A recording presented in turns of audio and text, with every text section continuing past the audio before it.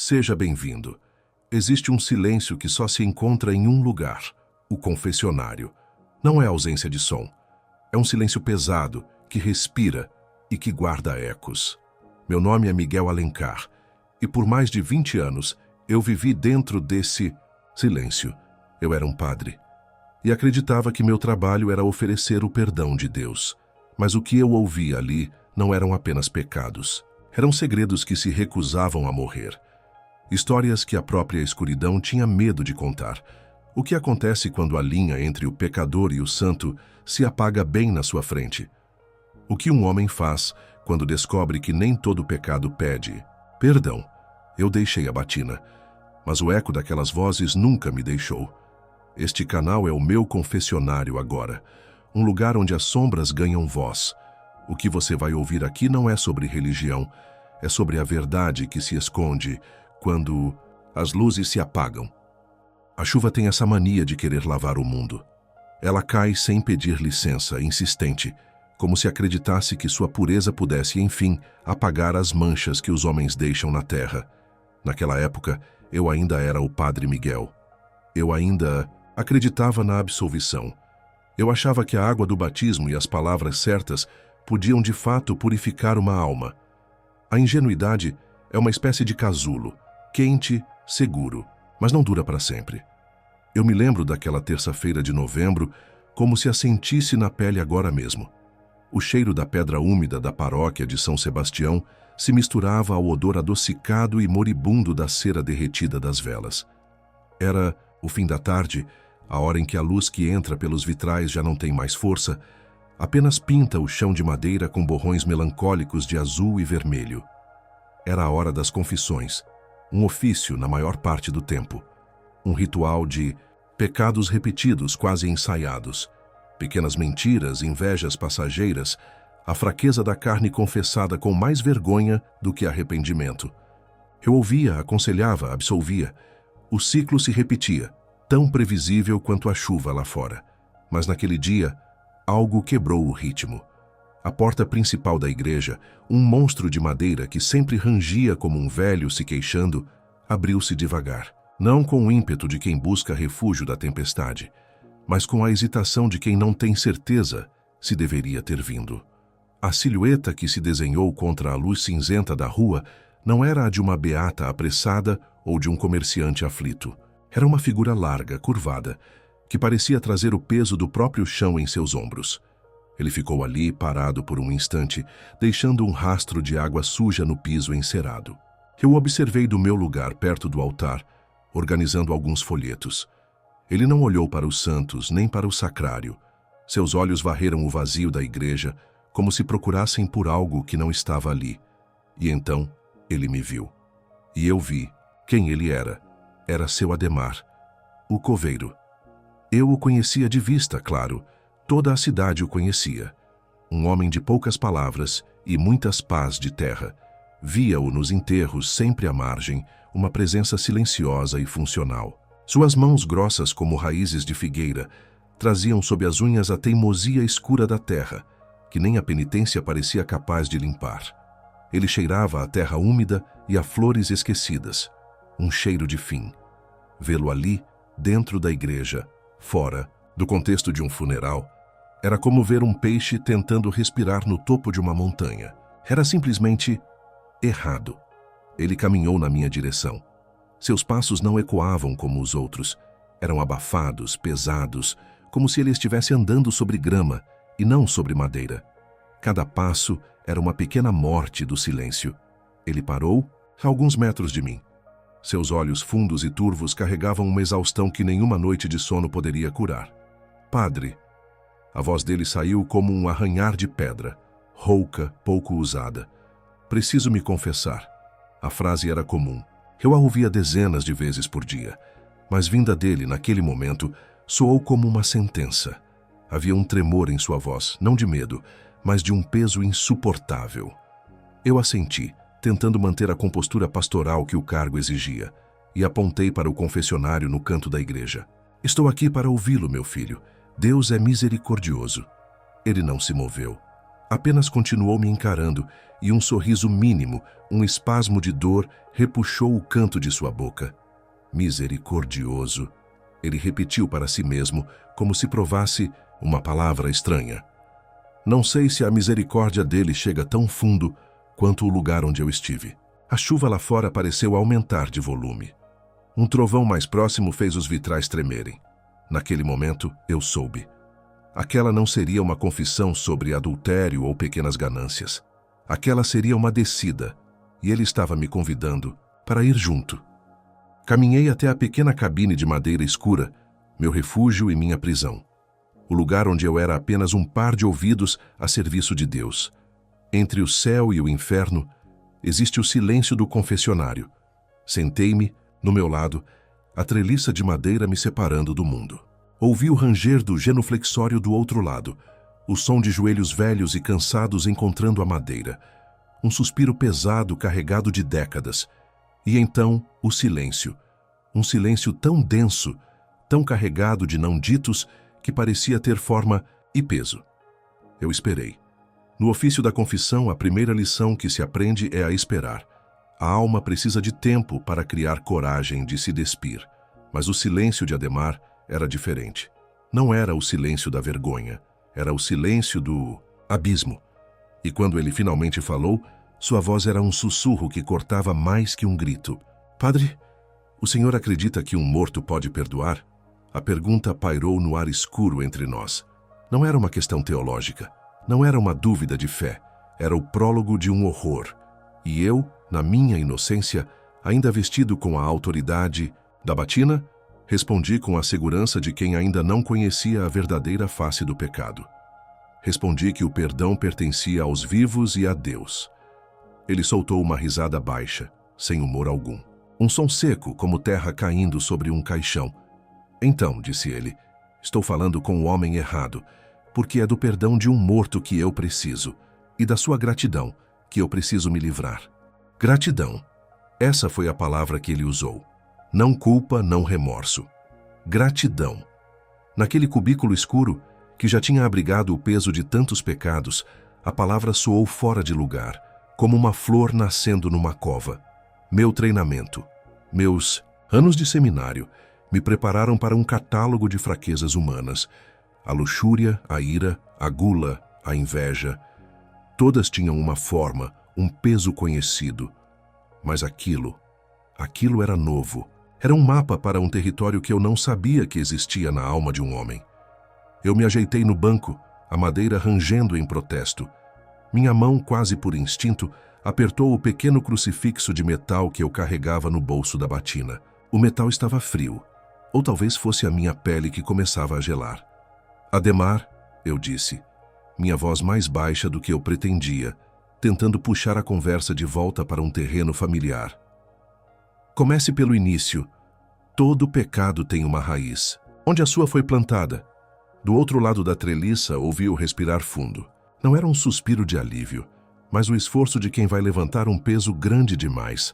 A raiz, padre. A raiz é o meu ofício, o meu reino. Ele falava do cemitério como um rei falaria de suas terras. Há 50 anos eu trabalho naquela terra.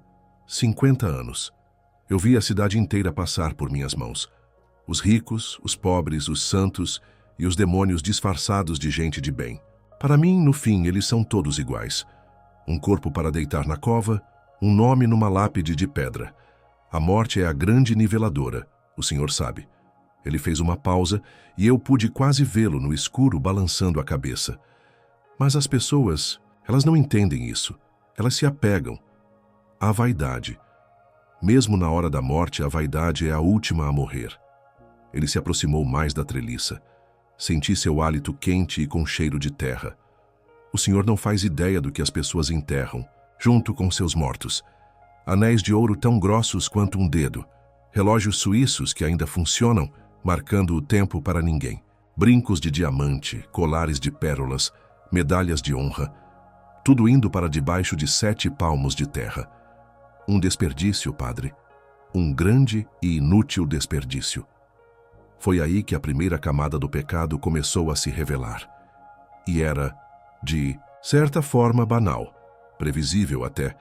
Avareza, um pecado tão antigo quanto o ouro. Eu comecei a pegar. Coisas pequenas no início, ele confessou, sem um pingo de vergonha na voz. Era uma constatação, não um pedido de perdão. Uma aliança aqui, um broche ali, quem ia saber? Quem ia reclamar? Os mortos não falam, e os vivos choram por um dia e esquecem no outro. Eu pensava comigo, é melhor que esse ouro sirva para alimentar minha família do que para alimentar os vermes. Eu ouvia em silêncio, uma náusea fria subindo pela minha espinha. Não era o roubo, era a profanação, a quebra de um último tabu, do respeito final pelo invólucro que um dia abrigou uma vida. Ele descrevia como abria as urnas, com a perícia de um artesão. Falava do clique suave de uma tampa de caixão sendo forçada, do estalo de um dedo frio para remover um anel, do toque gelado da pele que já não pertencia a este mundo. Ele não contava com o horror, mas com uma espécie de orgulho profissional. Era a sua colheita, a colheita que os mortos lhe deviam por cuidar tão bem do seu sono final. O senhor acha que isso é um grande pecado, padre? Ele me perguntou de repente, me tirando do meu torpor. A pergunta era uma faca. Ele não estava perguntando se era pecado. Ele estava me testando meus limites. Violar o descanso dos mortos e roubar o que lhes pertence é um ato grave, meu filho. É um pecado contra a caridade e o respeito. Respondi, as palavras, soando como se tivessem sido tiradas de um manual, ocas e sem força, diante da realidade crua que ele descrevia. Ele riu de novo aquela risada seca e terrível. Respeito, caridade. O senhor fala de coisas daqui de cima, padre. Lá embaixo as regras são outras. Lá embaixo só existe a terra, o escuro e o silêncio. E o que eu fazia não era nada. Era só um ajuste de contas. Uma pequena taxa pelo meu serviço. Ele parou e a atmosfera no confessionário mudou. A voz dele, antes firme, agora vacilava. Isso foi por anos, décadas. Eu me tornei um homem de posses, um segredo enterrado à vista de todos. Ninguém nunca desconfiou do coveiro. O coveiro é invisível. Mas isso, padre, essa minha colheita, isso não é nada. Isso não é o motivo de eu estar aqui hoje. Isso é só o prefácio. Um arrepio percorreu minha nuca. O prefácio. Se aquilo tudo, décadas de profanação sistemática, era apenas a introdução, que tipo de livro infernal ele viera me ler? A chuva batia no vidro, cada gota suando como um dedo batucando impaciente. Tem um homem, ele continuou, a voz agora um sussurro trêmulo. Um homem que eu enterrei há 20 anos. Um homem rico, poderoso, dono de metade da cidade. Seu nome era Ramiro Bastos. O senhor deve se lembrar dele. Morreu de um ataque do coração, disseram os médicos. Um homem tão ruim, tão cruel em vida, que sua morte foi celebrada com fogos de artifício em alguns bairros. Eu me lembrava. A morte de Ramiro Bastos fora um alívio para muitos, um tirano que construiu seu império sobre a ruína de outros. Sim, eu me lembro, respondi. A família dele fez um enterro que parou a cidade. O caixão era de mogno, forrado, de veludo branco. Parecia a cama de um rei. Ademar descrevia com uma precisão fotográfica. E nas mãos dele, padre, nas mãos dele estava a estrela de Antares. A estrela de Antares? Perguntei, confuso. Era como ele chamava. Um anel. Um diamante do tamanho de um olho de passarinho. Tão brilhante que parecia ter luz própria. Diziam que valia mais que todas as casas desta rua juntas, e eles iam enterrar aquilo com ele. Aquela luz toda, indo para a escuridão eterna. O senhor consegue entender, padre, o desperdício?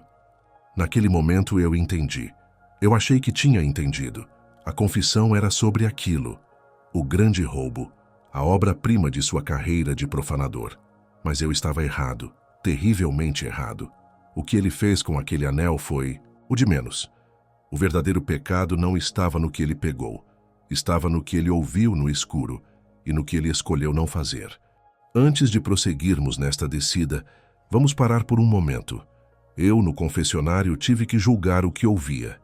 E agora eu pergunto a você, que ouve junto comigo. Até este ponto da história, o pecado de Ademar parece ser a pura ganância. a profanação. Mas a justificativa que ele deu sobre o desperdício da vaidade que vai para debaixo da terra, por um instante que seja, essa lógica te fez hesitar? Existe algum fragmento de verdade no pensamento distorcido do coveiro? Desça até os comentários e seja o confessor por um momento. Deixe sua opinião sobre as atitudes de Ademar. E se você sente que este é um lugar para almas que não têm medo de encarar o abismo, faça parte do nosso silêncio, se inscrevendo no canal. Assim, você se junta a nós para ouvir, até o fim, o desfecho desta e de outras histórias que nunca deveriam ter sido esquecidas.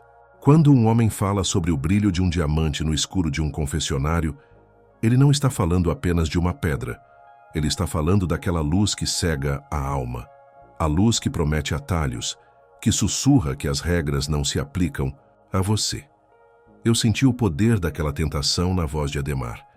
A estrela de Antares não era apenas um anel, era o ápice de sua filosofia distorcida. A prova final de que o mundo dos mortos lhe devia algo.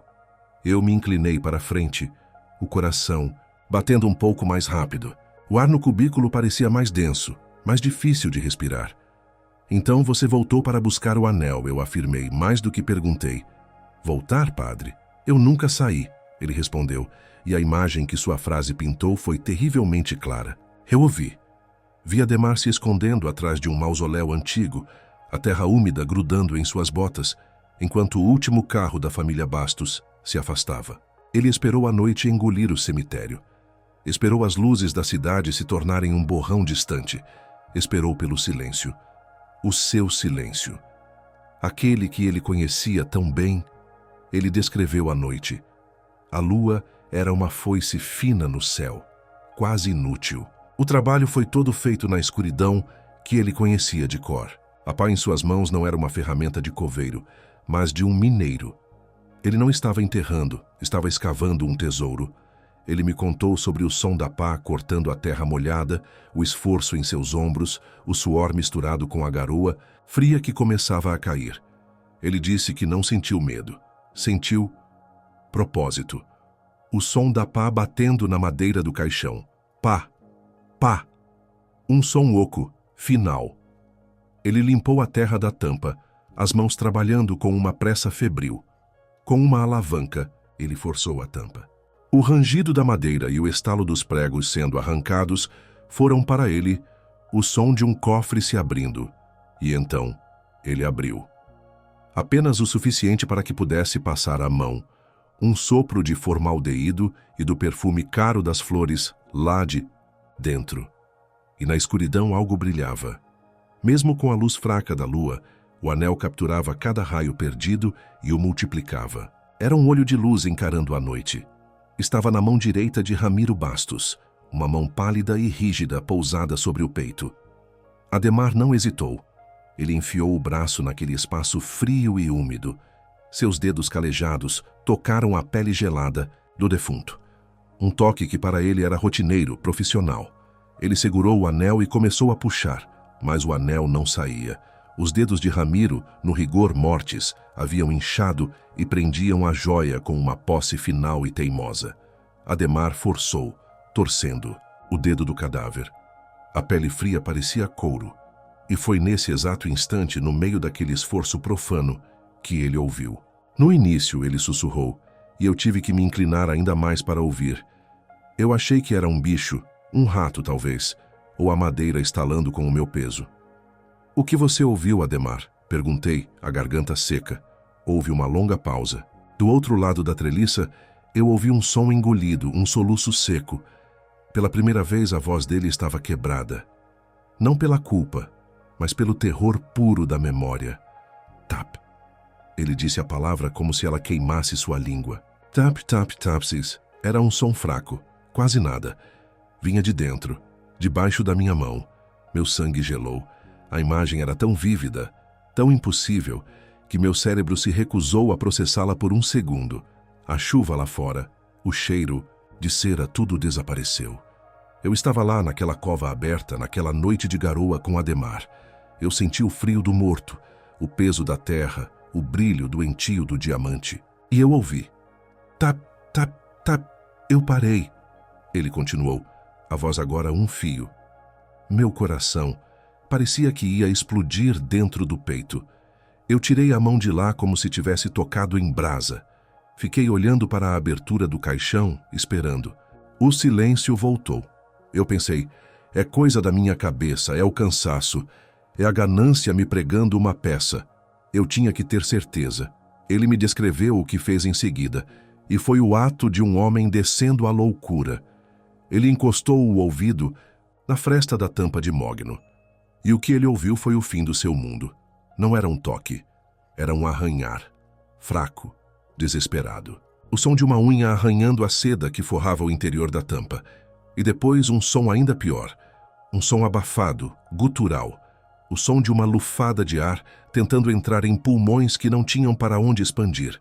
Ramiro Bastos estava vivo. Vivo, enterrado vivo. E o único homem na face da terra que sabia disso era o mesmo que estava tentando roubar seu anel. Naquele confessionário, o tempo parou. Eu, o padre Miguel, o homem da absolvição, me vi sem palavras.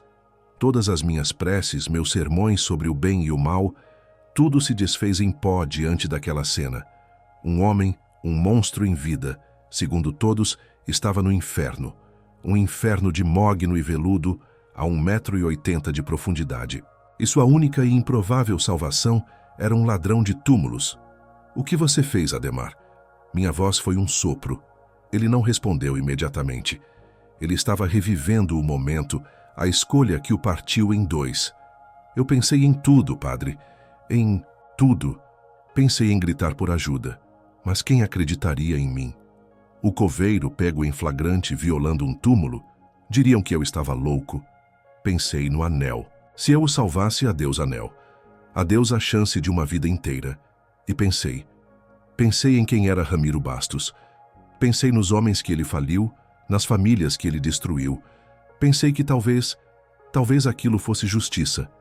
Não a justiça de Deus, uma justiça da terra. A racionalização do diabo. O argumento perfeito para a condenação.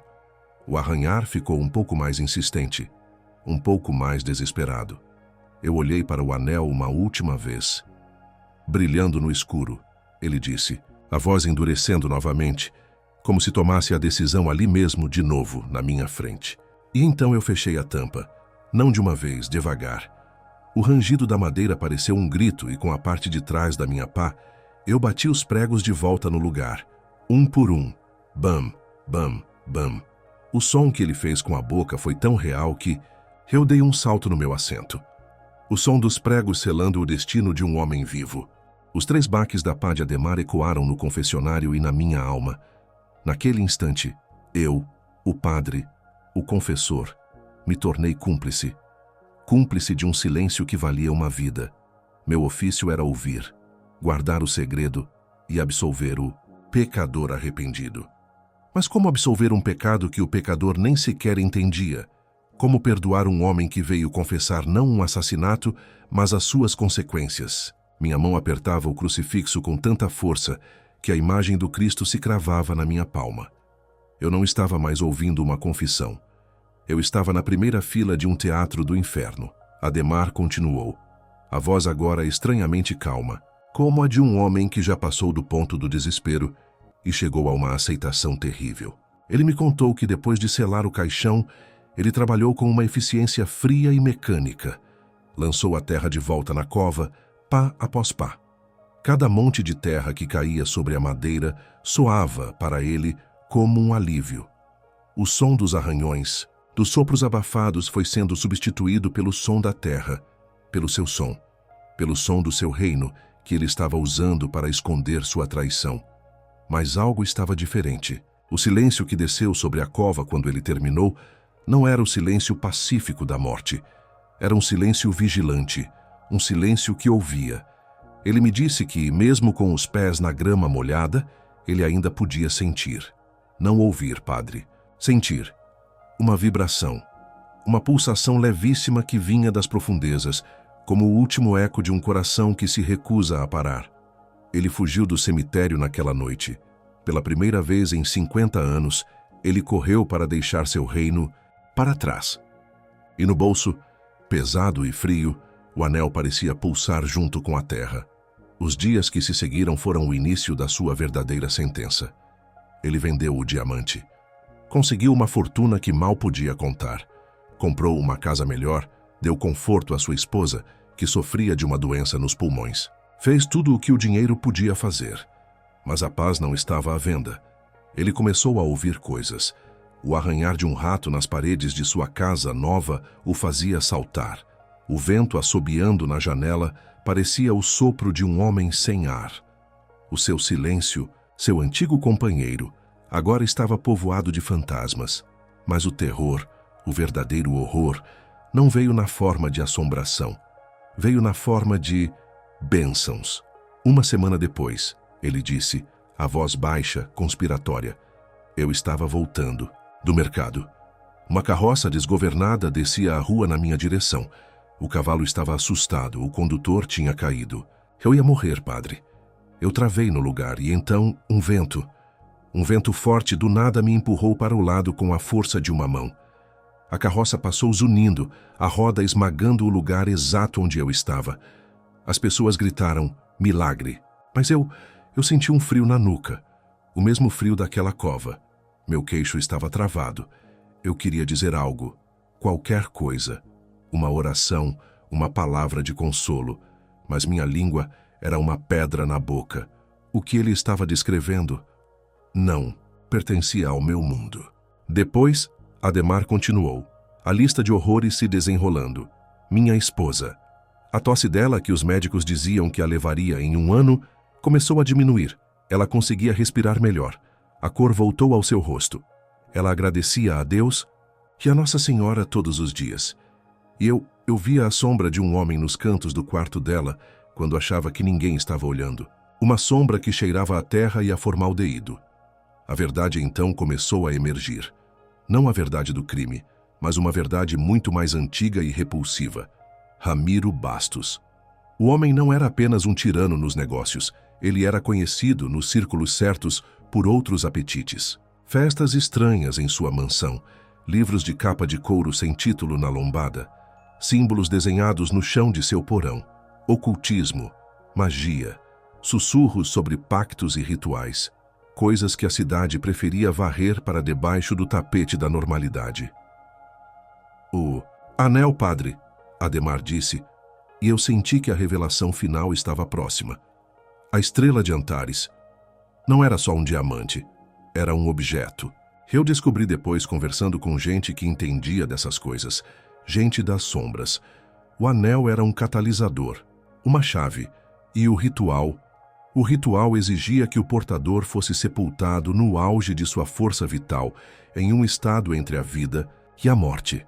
O ataque cardíaco os médicos chamaram de catalepsia, um transe tão profundo que enganaria qualquer um. Um nó se formou no meu estômago. Eu estava entendendo. E o que eu estava entendendo era uma blasfêmia de proporções cósmicas. Ele não conseguiu completar o ritual sozinho. Ademar concluiu, a voz soando como a de um homem condenado. Ele precisava de uma mão de fora, alguém que o selasse na terra conscientemente, alguém que o ouvisse e ainda assim o enterrasse. Eu não o matei, padre. Eu o libertei. Ao fechar aquele caixão, eu fui o sacerdote da missa negra. Dele, eu completei o sacrifício. A gratidão.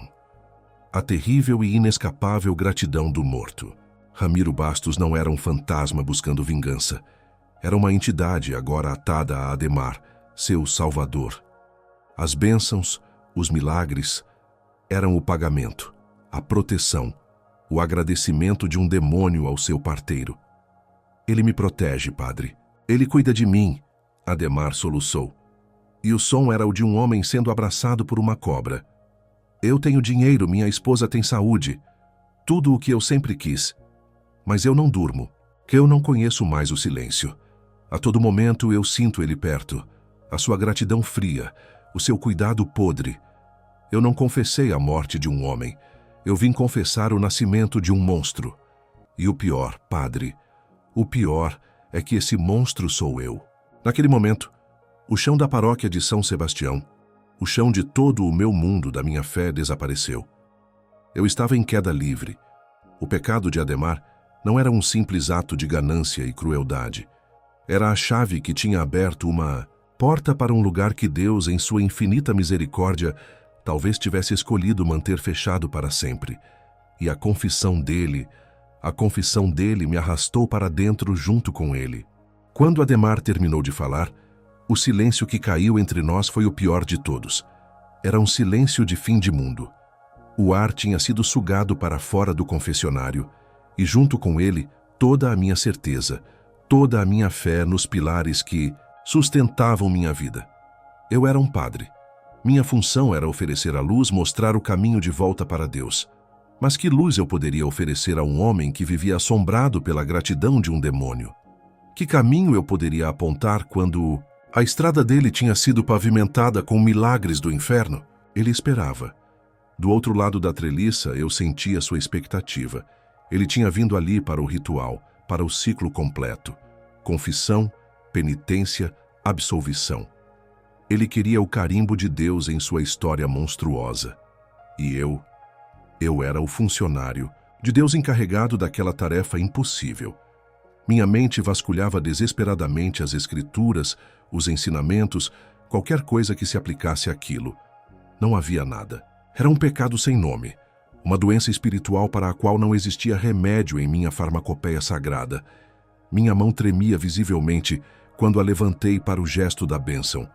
As palavras da absolvição saíram da minha boca, mas não. Eram minhas, eram de um autômato. Eu te absolvo em nome do Pai, do Filho e do Espírito Santo. Amém. Cada sílaba era uma mentira, uma fraude. Eu estava absolvendo um homem por um crime que tinha sido recompensado. Eu estava dando o perdão de Deus a um homem que estava acorrentado, não pela culpa, mas por um débito eterno com o diabo. Naquele momento, no escuro daquele cubículo, eu senti que também tinha feito um pacto. O pacto do silêncio. Eu não. Lhe dei uma penitência. Que penitência seria suficiente? Rezar 100 Ave Marias seria uma piada. Pedi que ele fosse em paz. Outra mentira deslavada. A paz era a única coisa que Ademar jamais conheceria novamente. Ouvi o ranger do genuflexório quando ele se levantou. Seus passos se afastando, pesados e arrastados, não eram os de um homem aliviado. Eram os de um prisioneiro voltando para sua cela. Quando o som de seus passos morreu e a grande porta da igreja se fechou, eu fiquei sozinho. Sozinho com o segredo dele, que agora era meu. Eu não saí do confessionário por mais de 1 hora. O escuro, que antes era um espaço de sagrada intimidade, agora parecia a própria cova de Ramiro Bastos. Eu me sentia sufocado, enterrado vivo sob o peso daquela história. O cheiro de madeira velha e poeira me dava náuseas. Eu sentia a sujeira daquela confissão na minha pele, na minha alma. A batina que eu vestia, antes um símbolo de pureza e autoridade, de repente pareceu pesada, suja, uma fantasia. Nos dias e semanas que se seguiram, o veneno daquela confissão se espalhou por todas as áreas da minha vida. O mundo, que antes era um lugar de mistérios divinos, agora parecia um lugar de possibilidades terríveis. As confissões que se seguiram se tornaram uma farsa. Uma senhora se queixava de ter falado mal da vizinha, e eu via o rosto de Ademar. Um homem confessava ter desejado a mulher do próximo, e eu ouvia o arranhar de unhas na seda de um caixão. Os pecados dos meus paroquianos se tornaram pequenos, quase infantis. Eu era o guardião de um pecado de verdade, um pecado cósmico, e os outros me pareciam apenas ensaios, brincadeiras de criança no parquinho do mal. Eu comecei a duvidar de tudo, não da existência de Deus, mas de seu alcance, de seu monopólio, sobre o poder. A história de Ademar e Ramiro sugeria que o universo era muito mais antigo, muito mais selvagem do que a minha teologia me permitia acreditar. Sugeria que existiam outras forças, outras regras, outros pactos que podiam ser feitos nas sombras, e que Deus talvez fosse apenas o rei do lado iluminado da rua. Mas a rua era muito mais longa do que eu imaginava. Eu via Ademar pela cidade. Ele não frequentava mais a igreja. Mas eu o via no mercado, na praça. Ele parecia melhor, mais forte. Sua esposa, antes uma figura frágil e pálida, agora caminhava ao seu lado, o rosto corado, sorrindo. Eles pareciam um retrato da felicidade na velhice, um milagre, diriam todos. Mas eu via os olhos de Ademar. Eram vazios. Eram as janelas de uma casa onde a alma tinha sido despejada, e um inquilino terrível tinha se mudado para o lugar.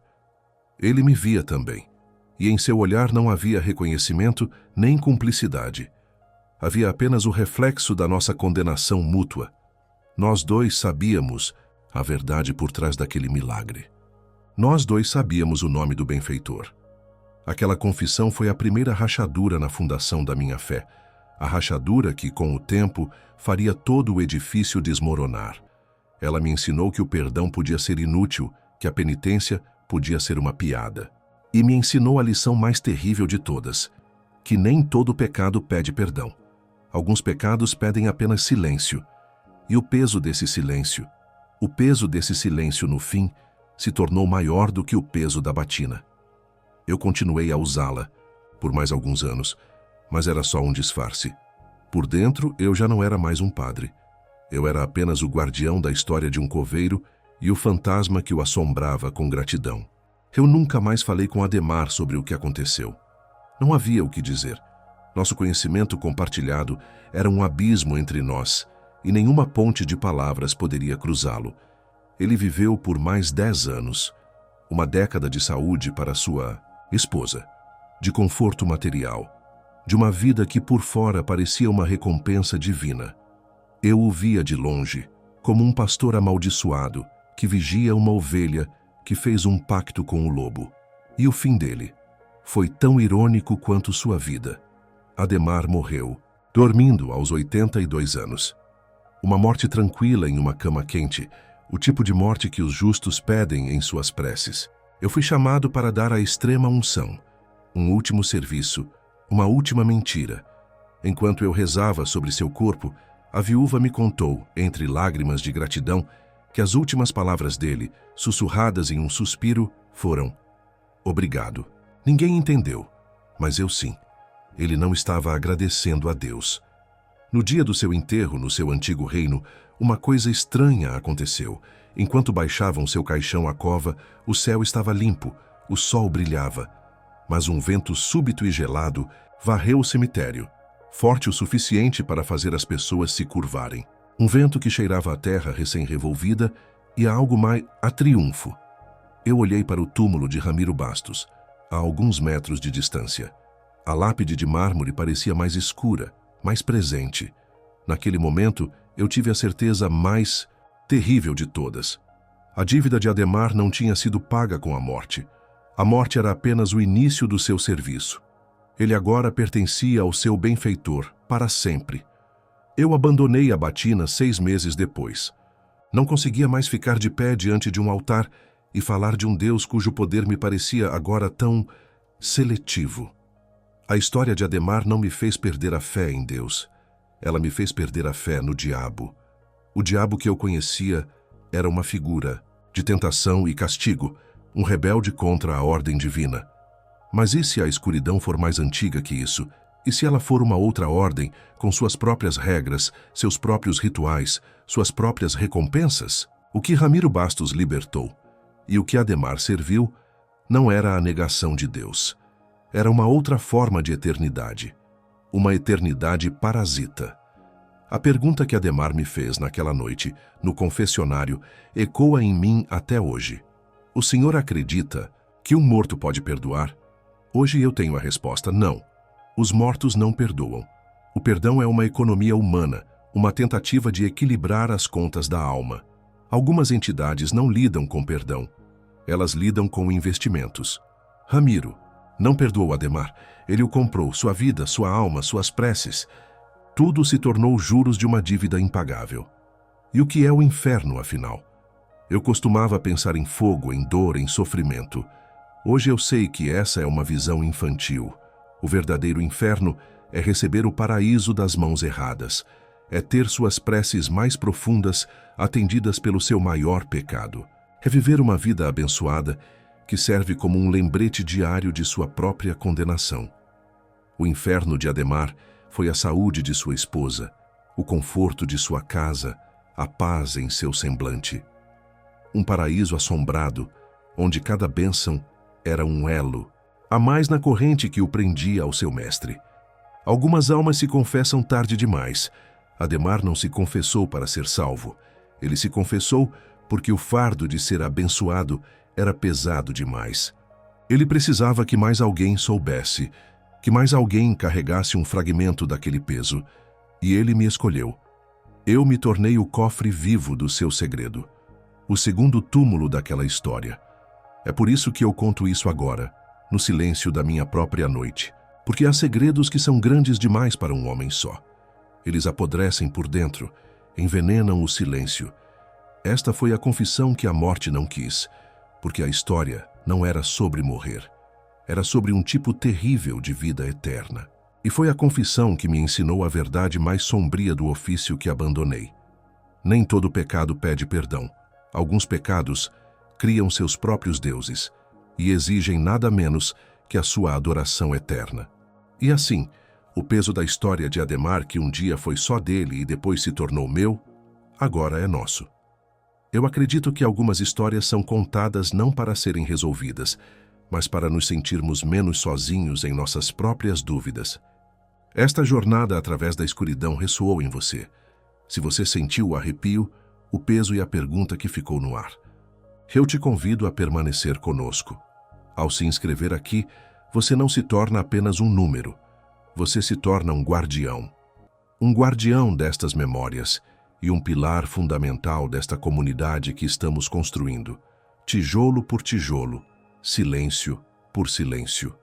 Este espaço é o nosso refúgio, é o nosso confessionário coletivo, e por isso, a sua voz é a parte mais importante dele. Use os comentários para me dizer o que a confissão do coveiro te ensinou. Você gostou da forma como essa memória foi compartilhada? E mais importante, se você carrega uma história, um peso ou uma reflexão provocada por tudo que ouviu, compartilhe com a nossa comunidade. Aqui, nós lemos, nós acolhemos e, acima de tudo, nós não julgamos. Obrigado por ouvir.